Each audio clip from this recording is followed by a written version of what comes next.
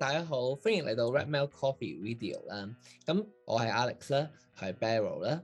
Hello everyone, so I'm Beryl and he is Alex from 𝚳𝚑𝚘𝚘𝚍𝚑 Coffee. 咁今日段影片裏邊咧，我哋會去講解我哋之前參加咗一個 lottery 嘅炒豆遊戲啦，咁就會以廣東話同埋英文咧去雙軌進行嘅。So our video today is on the forward lottery game from Canada. So this video is going to be shot bilingually in Cantonese and English. 咁咧喺呢段影片裏邊，我哋咧會去講解即係我哋點樣去炒啊，關於一啲 roasting 上面嘅知識咧，去俾一啲有興趣炒豆或者飲咗咖啡好耐嘅時間，想去了解下炒豆嘅客人知道。So this coffee, if you are a coffee lover, a coffee roaster, and also a customer who is interested in roasting, this coffee is for you to know more about our experience in the lottery game and also some technical stuff about roasting. 咁喺最後咧，我哋咧亦都有個 interview 咧，係同加拿大嘅 cole 即係 forward coffee 咧，去進行一個訪問對答咁樣，俾大家了解更加多關於佢同埋forward lottery 嘅一啲東西咁樣。In this video, we also have a Zoom meeting with Cole from Forward Coffee in Canada to share our experience, also the vision, the background of the lottery game, and also a very inspiring story from Cole as well. 咁事不宜遲，我哋就開始啦。Let's start. 咁咧，接下來咧，我哋就去開始講解即係今次嘅 lottery roasting 上邊嘅一啲比較 technical 啲或者一啲想法上邊嘅東西啦。We're going to have some technical analysis on the roasting in the lottery game. 咁咧，大家可以睇下個圖先啦。咁咧，紅色嗰一個咧就係Beryl 啦，咁而藍色嗰咧就係我嘅咁樣。Here is the roasting curves of the roast of two of us. So the blue curve is Alex's roasting and the red one is mine. 咁喺炒呢款咖啡豆之前，因為我哋完全冇任何 information 啦，即係例如佢邊個產國啊、邊個處理法，我哋都唔知道啦。咁咧喺 sample roasting 裏邊咧，都遇咗一啲疑惑啊，或者一啲困難。So in the lottery game, we did not know some information of the coffee, including the varietal, the origin, processing, etc. So we kind of have to guess all of them and then depend on our technical steps. So the biggest difficulties comes from the sample roasting. 咁其中咧喺 sample roasting 裏邊咧遇到最大嘅疑惑咧就係究竟呢款咖啡豆係咪一款 natural coffee 啦咁樣，因為咧喺 sample roasting 裏邊咧，佢一啲 tasting note 咧係都偏向一啲 classic natural 一啲 tropical fruit 嘅 flavour。但係咧喺炒嘅過程裏邊咧，佢都係會顯現出一啲比較明顯嘅 silver skin 啊，或者佢個顏色係偏向水洗上面，而且咧喺試嘅 profile 裏邊咧，亦都有花香嘅情況嘅。So the first question we had in sample roasting is that whether it is a natural coffee or not. So in sample roasting, we tasted very classic natural flavors, but then we also observed some discrepancies in our result and also the natural coffees that we've roasted before. So including the silver skin of the coffee is a lot more than what we have in normal natural coffee, and second, it has a lot of a lighter color track than natural coffee. Floral flavors. We tasted floral flavors in our sample roasting, which is not very common in natural coffee. 咁咧，我講咗關於我去點樣炒呢款咖啡豆同埋呢個 roasting curve 嘅誕生啦，咁樣。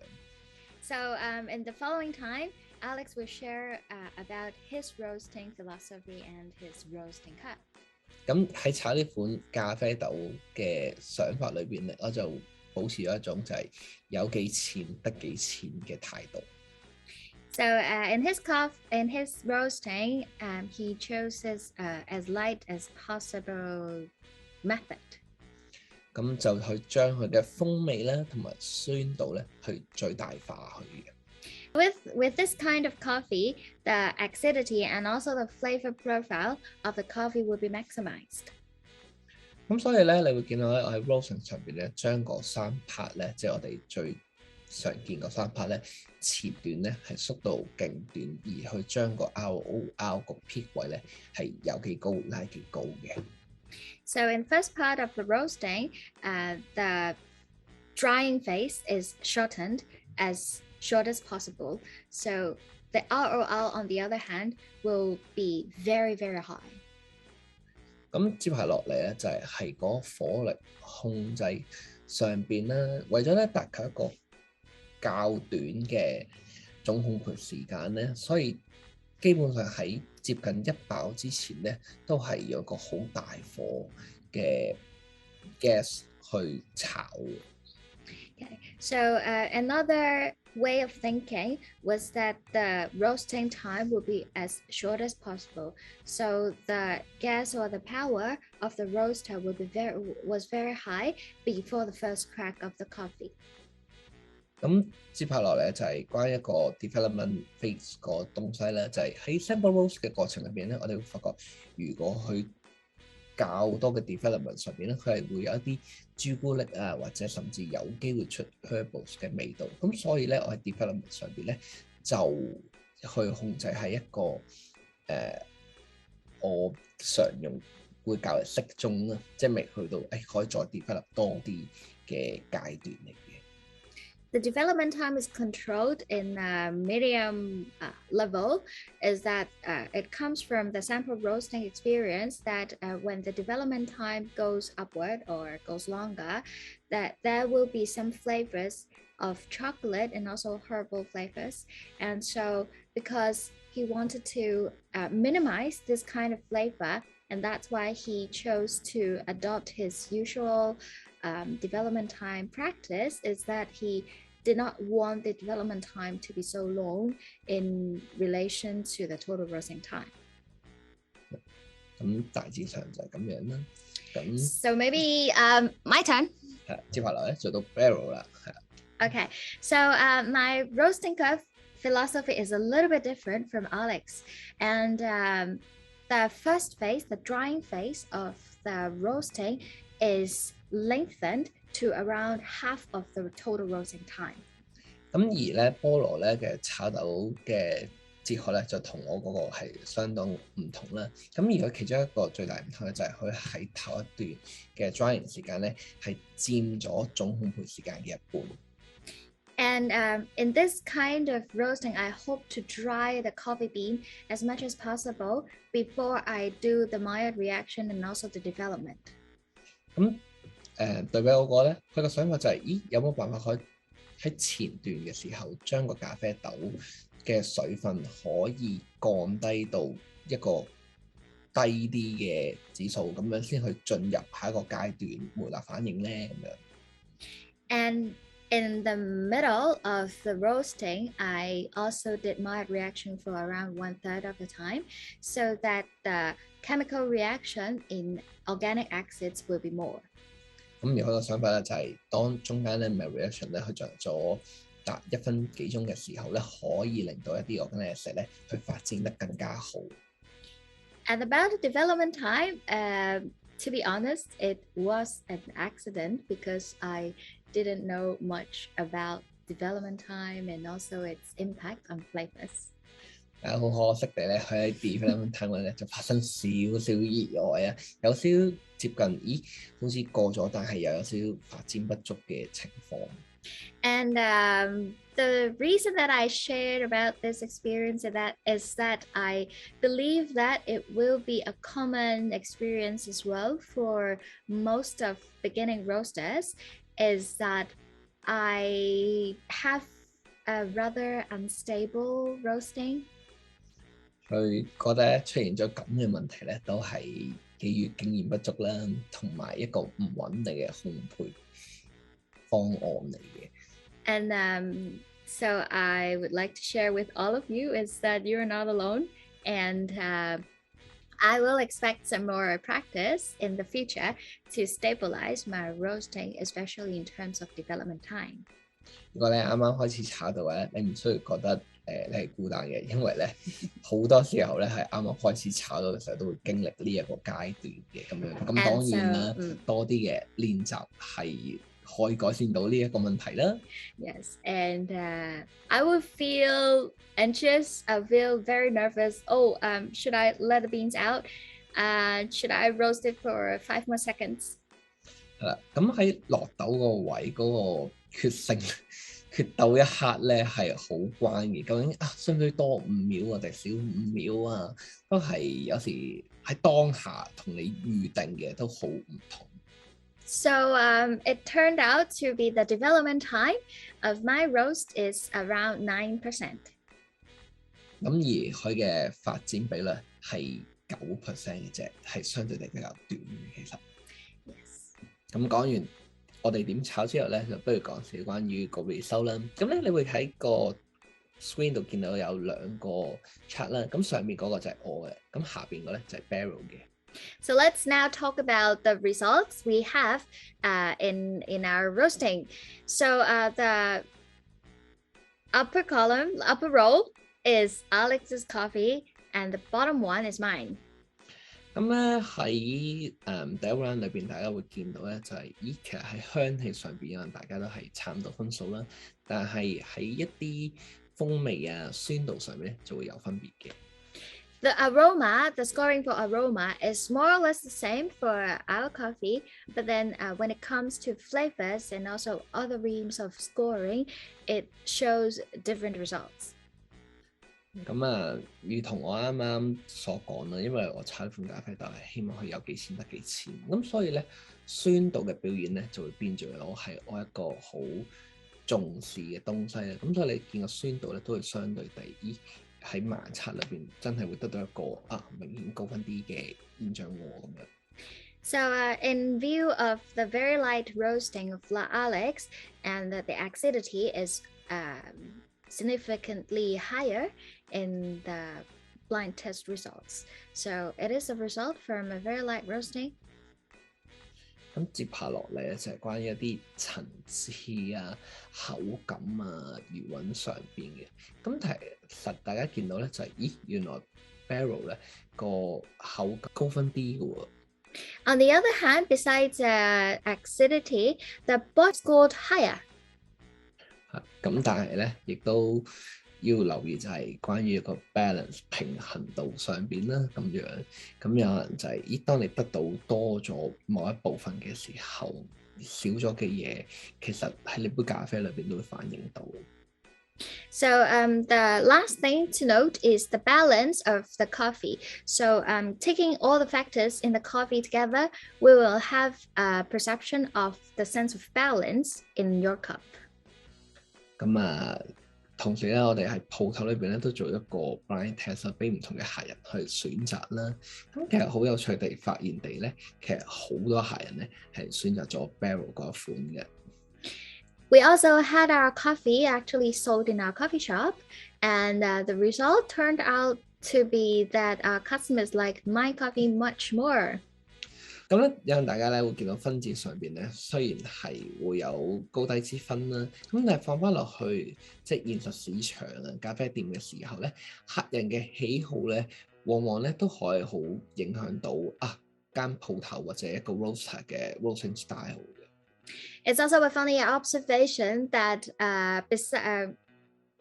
despite the fact that we have different scorings in our competition, the preferences and also the likings of our customers actually influenced our operation in coffee shop and also our roasting lot. 好多時候咧，我哋都會講，其實 roasting 係咪有對與錯咧咁樣？咁但係於我而言，其實只要唔喺過咗某一個深度嘅之下咧，其實都唔係一個完全嘅對錯，而係一個咩嘅 style 啊，或者take一個咩嘅 side 咁樣。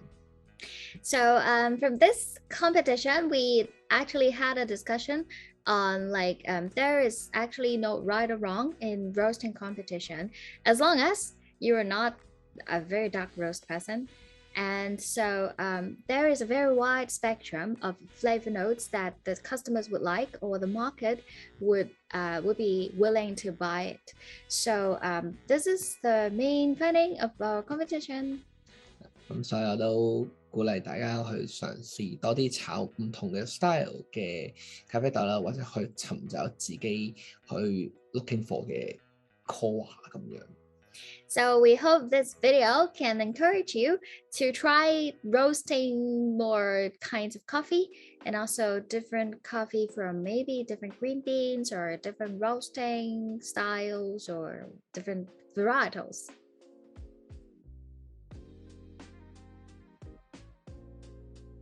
For accepting our invitation. Yes. Of course. Thank you for the opportunity. Thank you. Put the same type of coffee in the same time for the customers. So they kind of like we revealed the answers after they have tasted it. We also posted the roasting curve to them for their reference. So for this time, this is a very funny experience for us as well. So would like to have some sharing, and then the customers are actually very interested about the lottery thing. So we decided to extend our invitation to you, and so to share more about the philosophy or your vision, your objectives in holding. Sure. So my name is 𝚁𝚎𝚍𝚖𝚎𝚘. I'm based in Calgary, Canada, so Western Canada. And I have been in the coffee industry since about 2009, 2010, somewhere in there. And I have a business here. I'm in business with my brother. We have a roasting business, and then we recently started a green coffee importing business. So we have a business here called Forward Specialty Green Coffee Importers. And I started that in September 2019 is when it launched. So interesting time in the world just before a global pandemic. But it's been a really interesting journey. The vision of the brand Forward is very much to do with connecting roasters and consumers to the origin of coffee, and trying to facilitate travel, trying to get roasters to farms, trying to have them sort of have that awakening experience of having a coffee cherry, or drinking a cup of coffee with the person who produced it, or any of those connections, those bridges to better understand the product that we have. The challenge has been, when I launched the brand, travel hasn't existed for essentially 2 years following that. So I've just gone on my first sourcing trips as Forward Coffee, specifically in Mexico and Panama. But that's a little bit of the vision. The goal is to have everything on an e-commerce platform or easy to access platform where people can see all the information about the different coffees. They can see the price points, they can see the harvest dates, when the coffee arrived to my facility or wherever it's being warehoused. And there's very easy traceability that people can access all the way through to if a certain lot has been purchased by a roaster, they can follow that and see that roaster is also linked on the webpage. So the idea is try to create a stronger network of understanding within coffee, and for people to understand sort of where and how it flows to different, the different hands that touch it before it gets served in a cup format, right? I actually started making coffee just looking for something to do out of high school. I didn't go to university. I was looking for a job at the time. This is 2009, so I'm gonna put a date on myself here. And my plan, something that's kind of common in Canada, is to take a gap year and essentially a year in between high school and university to travel, have different experience, whatever that is that people will put into that year. My intention was to go to Australia, and I wanted to work at different places in Australia, kind of tour around and have a unique experience that is still English predominant in terms of language, so it wouldn't be too challenging. At least I don't think it would be too challenging. I didn't end up going. So some stuff happened here in Calgary. I didn't end up going to Australia, and I didn't have anything scheduled for university, so I needed a job. And I started making coffee. And for a few months, I worked at sort of, we call it a mom and pop shop. So very small, not necessarily quality focused or anything like that, but served coffee as the primary. And I was bored. I didn't really love it. So my brother actually had a cafe, and I decided that I would apply to work with him at the cafe. So this is probably early 2010, January 2010 at this point. And my brother and I are both competitive guys. We've always been, competitive guys. We like sports and different board games, card games, all that stuff. And we shortly after I joined learned about coffee competition. And at this stage, I know absolutely nothing about coffee. But the idea that there is a competition and different avenues that you can learn from and have all this experience from, it piqued our interest. So we decided to compete. And 2010 or early 2011 was the first competition that I participated in. And Dave, my brother, was my coach and has been my coach through my journey. And we essentially just kept going back to the competition. And every year we learned something, whether we got good feedback or not so positive feedback from the judges after the competition was all done. We went back and we learned something, and that kind of pushed us in 2011 to do our Q grader. In 2012, we bought a roaster. We have a 12 kilo Probat. In 2015, we started traveling to buy our coffee. And in 2018, I think it was, we started talking about, the opportunity of not just buying our coffee, but buying coffee and making it available for others. And so a lot of my personal growth and business growth has been correlated with coffee competitions. And really that's just, I think, a lot to do with the fact that we treat it almost like a sport, almost like, basketball, where I got to practice my free throws, or golf, where I got to practice my swing. We were treating it very much like a sport. And I was fortunate to win the 2018 and 2019 Canadian National Championships and get the opportunity to beat the Worlds. And in 2018 in Amsterdam, I finished 5th in the world out of, I believe, 58 competitors, 58 countries. And in 2019, I finished 3rd in the world, I think, out of also 58 competitors. We reached that year. Okay. So that's my personal journey. Yeah, but then your personal growth is kind of like also the growth in Forward Coffee and also the lottery. Yeah. And I can... Yeah, yeah, please. I think competition is so fascinating. I didn't appreciate it for what it was in my early days. I sort of just saw it as a way to learn personally, but also get the opportunity to connect with community. And I didn't really realize at the time that the choices we were making were really, foundational business choices. Looking back on it, I can see that clearly now, but I think just the serious nature that we took competition led to, opportunities in business, which I think is quite fascinating, and something that if you asked me then, that wouldn't have been why we were doing it or something that would come from it. But I think personally and professionally, I owe a lot of what I'm doing today to the world of competition. So that will always be a realm that I will continue to support and, be a cheerleader of. Maybe I'll compete again, we'll see, but I'll definitely be in the stands cheering other people on for sure. We look forward to that. Yeah, seeing you on the stage again. Uh-oh. Something I love and also don't love about competition, the coffees are exceptional. The coffees you get to taste during a weekend of Brewers Cup or Barista or Coffee and Good Spirits or whatever coffee competition is happening, the coffees you get to taste are unbelievable. The issue that I personally see with that is only the people participating in and around the realm of competition get to taste these coffees. And then the industry just spends all of our time, resources in marketing these coffees. And these coffees they're the 1% of 1%. And if you have access to them, fantastic. If you don't, where do you go?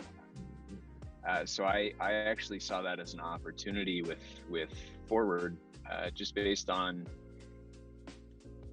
based on our success in competition. There's a lot of producers that we've been fortunate to connect with, like Jameson Savage. You just referenced 𝚊𝚘𝚏𝚏𝚎𝚑. We're grateful that he's a friend of ours. I would call him a friend of ours, and to get his coffee is challenging. Just he's small, boutique. He doesn't produce a lot in terms of volume, and realistically, so do. It's a similar or same story for most of the producers whose coffees you'll see in coffee competitions. And I think the challenge is if somebody wants to buy 𝚊𝚘𝚏𝚏𝚎, they're looking at a 15 kilogram minimum order quantity, and that 15 kilograms is easily going to be $2,000, $2,500 US and upward, right? And so that's a lot of money for an individual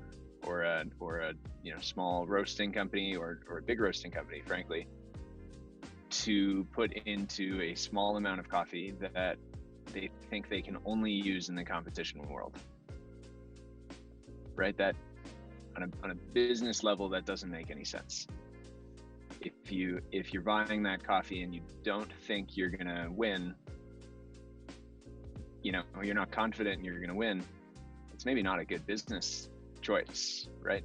But I think what I'm hoping to do or trying to do with Forward is bring a little bit more access to those coffees, so that people who are not necessarily directly in that circle, a home roaster can buy a kilogram of 𝚊𝚘𝚏𝚏𝚎𝚑, and a home roaster can have the experience of Interstellar or Echo or one of these geishas that is, I think, almost emotional when you drink it. It's nearly like for me, I've had a lot of coffees that I think are near life-changing experiences, because something happens in the cup where in my head I go, oh wow, like whoa. And I'm reminded that coffee is so much more complex and so much more than just coffee. The coffee, the flavor note. I don't really like that flavor note, I've come to learn. I don't think I actually like coffee. I like specialty coffee. And I think there's a distinction to be made there. But I'm rambling on a little bit here, but I think the big thing is for the sustainability of the industry, and then for the sustainability of competitions to run in parallel with the industry. I think the coffees being used on that platform need to be accessible by the greater industry. And it can't just be hyper exclusive novelty coffees that are winning every year, because then the rest of the industry is going to close their eyes to competition and say it doesn't matter. We don't participate there because we can't get that. That's not healthy. And I also feel that in Hong Kong too. In Hong Kong, we have more people willing to pay a higher price for quality coffee, but then except for the access to coffee, it's like the knowledge or the customers are not accessible to the specialty coffee knowledge or the basic kind of foundation we as barista or as roasters know about that. So it's kind of we do also a lot of education, having classes on roasting, on brewing, or on sensory classes. And so these kinds of services, together with the access of specialty coffee that we also are trying so hard to do here in Hong Kong, but as you know, in the pandemic, it's difficult to do that as well. So yeah, it's we are having a hard time, but then let's hope for the COVID to end so that we can have more more coffee, more classes, more knowledge, and also the connection between our industry and also the general public. Yeah, I think more face-to-face, real-life conversation, dialogue, emotional experience. You know, if I can see you smile in a real coffee setting, I think that's a big enhancement in a coffee shop, right? And just no masks and seeing somebody smile, there's an emotional response that happens. Yeah, I guess So you have to wear a mask in Canada as well right now. At the moment where I live, no. Oh, I see. That's good. We have very, very tight controls. We just released them at the beginning of March. Ah, I see. So, and things have been fine. Things have been healthy. You know, there's still a virus going around, but it doesn't seem to have, you know, the graph is doing this. It didn't do this the second that masks came off. So it's nice to see people smile. Yeah. Lottery, It's season the 7 first now, right? Yeah. So season how 7 was now. season? So the first season, the very first season, I shipped 13 boxes. That was my magic number for whatever reason. I shipped 13 boxes to 13 roasters in Canada, specifically in Canada. And they didn't pay for anything. I just essentially contacted these roasters. They were clients of Forward at the time, and I said, hey, do you want to participate in this, you know, friendly roasting game? I don't know what it's going to be, but I think it can be fun. And it just so happened that the week that I shipped it was the same week that the Canadian government shut down the borders for the pandemic. It was the first week of March that I shipped it, and I think it was late that week or the second week that they shut down the borders. So that was not great timing. However, I was able to get, I think, 7 of the roasters to send their coffee back, 6 or 7. And my idea with it was, you know, there's these fun and funky coffees that exist in the world, and they just don't seem to necessarily have a place on people's menu, because people are a little bit intimidated by either the flavor profile or by sometimes the price point. The price point doesn't have to be high, I think, on these coffees. And I think a lot of people are just closed to the idea of even trying them. They don't want to risk, you know, customer experience or anything by trying these coffees. So a little bit of the idea of the lottery was, one, to get coffees in front of people that they don't know what they are, and if they want to participate, they have to try the coffee. They have to work with the coffee. They have to have some sort of experience with that coffee, whatever it is. And it doesn't have to be a funky coffee. There's been 2 washed coffees that I've done historically. One was a traditional washed 𝚁𝚒𝚍𝚑 from Hacienda La Papaya in Ecuador. So, you know, super clean, super classic washed coffee, really elegant. And then one was a washed carbonic macerated geisha from Panama, from Jameson Savage, which definitely did not make any money on that season of the lottery. So I've kind of jumped between, you know, processing techniques, jumped between different coffee varieties, origins. And my hope with it is really just to put different types of coffees in front of people that maybe they wouldn't try otherwise. And then also, you know, there's not a lot of resources for us to go to, I think, even professionally within the industry to really learn. There's a couple of channels online that are really great, but you're getting kind of one direction of somebody with, you know, this is the best way to do it type of thing. So you kind of got to filter a couple different channels to get different opinions. And I think the best way to learn is really just hands-on, right? And then if possible, compare apples to apples. And so the idea with the lottery is, you roast the same coffee, and correct me if I'm wrong, but you explained that you are both roasting the coffee individually and putting your own expression onto the coffee. I think that's brilliant. That's so cool, because I think that changes the experience. You both have a different interpretation of where to go with this coffee. Something stands out to you, I don't know, the shape of the seeds, or the color, or something in the analytics there, or something in the roasting curve. Something happens for you where you think, I gotta go more developed on this roast, I gotta go less developed, I gotta, whatever that looks like. And then you have different experience from the same product, which is fascinating. There's this really, really funny thing in the world of coffee where if a roaster in my city has it, I can't. There's this mentality, right? It's if they have it, I can't.